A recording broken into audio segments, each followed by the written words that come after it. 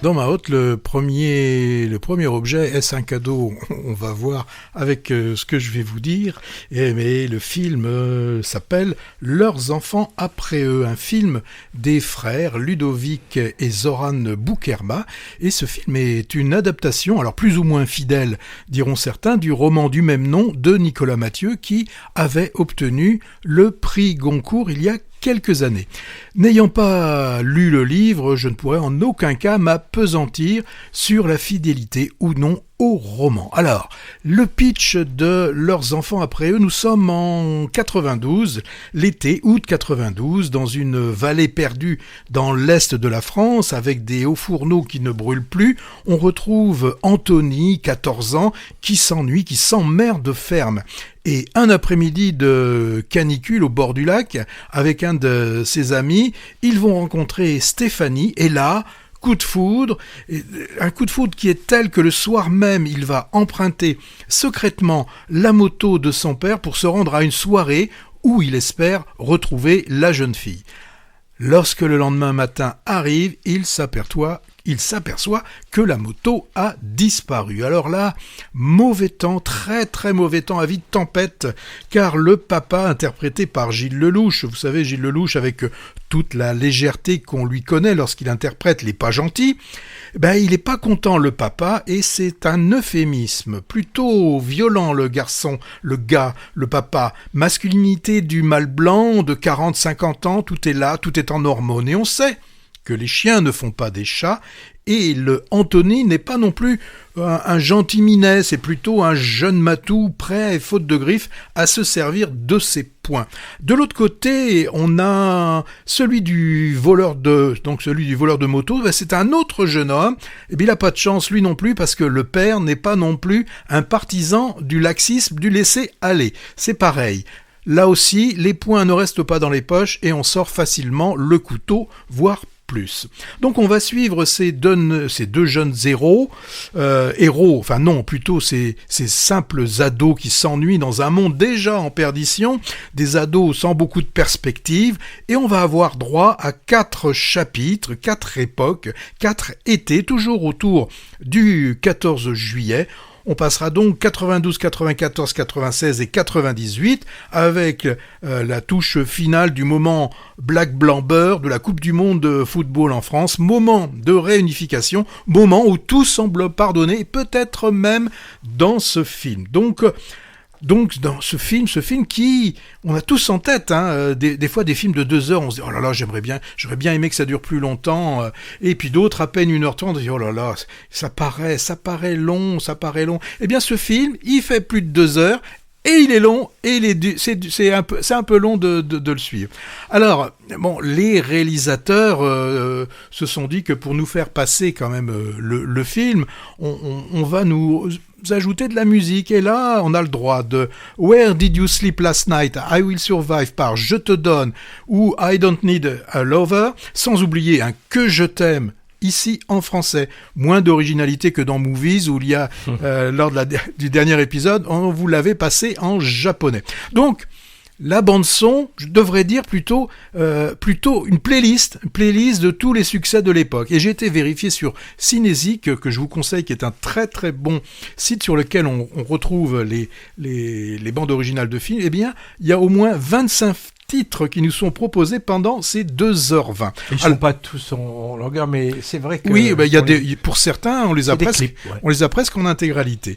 Et l'autre façon de remplir, c'est d'avoir une idée et de l'utiliser, donc avoir un thème et l'étirer au maximum. Pour celui-là, c'est une fois de plus, parce que ça, on en a beaucoup actuellement, ce sont les relations conflictuelles père-fils qui reviennent sous différentes formes et ceux des deux côtés, avec toujours m'aime-t-il, va-t-il m'aimer, m'a-t-il aimé, etc.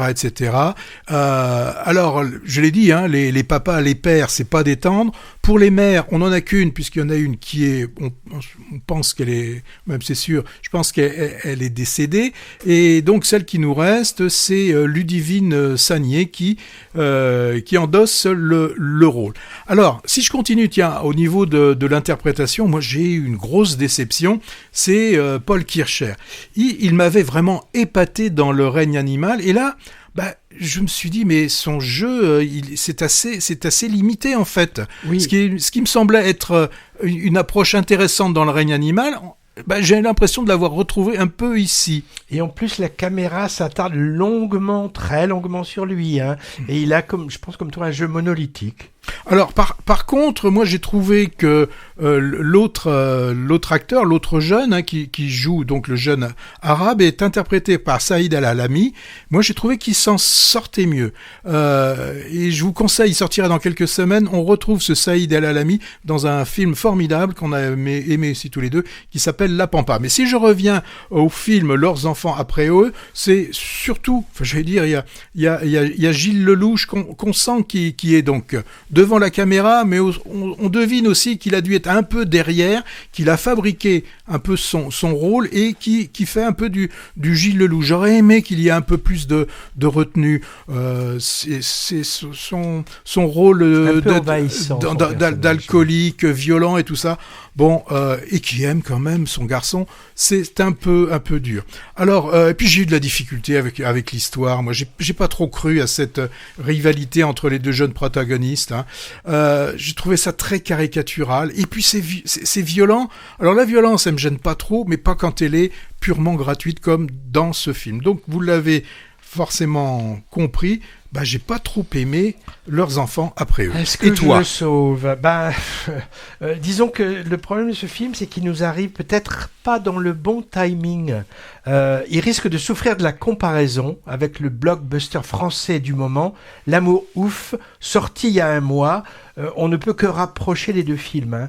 Ils sont partiellement situés à la même époque, les années 90. L'histoire est fractionnée en quelques temporalités bien marquées dans les deux films, hein, où on a les années qui s'affichent. Similarité de personnages adolescents ou jeunes adultes, issus d'un milieu populaire sur fond de crise sociale, on comprend aussi. Histoire d'amour compliquée dans les deux cas. Raphaël Quenard en second rôle. Je l'avais oublié. Il nous fait une quenardise encore. Et enfin, utilisation importante identique d'une bande musicale marqueur des époques traversées. Comme tu l'as dit, hein, ce sont deux films tous les deux, jukebox, avec finalement des clips musicaux dedans. C'est ça qui rallonge aussi les films. Hein. Bon, ça fait beaucoup de points communs, plus la durée au-delà largement de 2 heures. En plus de ça, on les rapproche aussi d'une façon subliminale, puisque Gilles Lelouch, réalisateur de L'Amour fou, joue un personnage important dans Leurs enfants après eux. Alors la comparaison, elle se fait au détriment de ce dernier, pour lequel j'ai moyennement marché aussi. C'est des frères jumeaux, les Boukerma. Ils font petit à petit leur nid dans le paysage cinématographique français. Ils sont de la région de Marmande, dans le Lot-et-Garonne. Hein. C'est leur 4e, je crois, long métrage, après Teddy en 2021, avec Anthony Bajan en Loup-garou des Pyrénées. Et aussi L'année du requin en 2022, un genre de relecture comique des Dents de la Mer sur les côtes landaises qui avait un peu pris l'eau, je me souviens. Alors autre chose, moi je sais pas toi Patrick, mais moi je me suis demandé s'il y avait ou pas dans cette histoire un sous-texte sur l'homosexualité pas assumée du personnage principal. Il a du mal à conclure et à s'engager avec sa relation amoureuse féminine. Et on lui sent une sorte de fascination envers le jeune garçon charismatique qui est son ennemi. Je ne sais pas s'il y était ou pas, mais c'est un peu dans l'air du temps. On aborde ces sujets dans beaucoup de films maintenant. Oui, on a vu dans beaucoup de films tout à l'heure. On parlait une dernière fois, on parlait de Fario, où là aussi, c'était évoqué. Donc ça, c'était pour Leurs enfants après eux.